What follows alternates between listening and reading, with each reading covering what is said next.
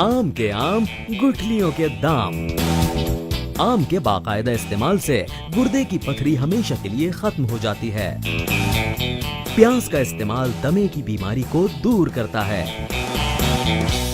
नमूनिए के मरीज के लिए संतरे का इस्तेमाल बहुत मुफीद है। अपनी जिल्द को नर्म मुलायम और बीमारियों से पाक करना चाहते हैं तो आज से ही तरबूज का इस्तेमाल शुरू कर दें। हड्डियों को मजबूत बनाने के लिए अंगूर बहुत मुफीद हैं।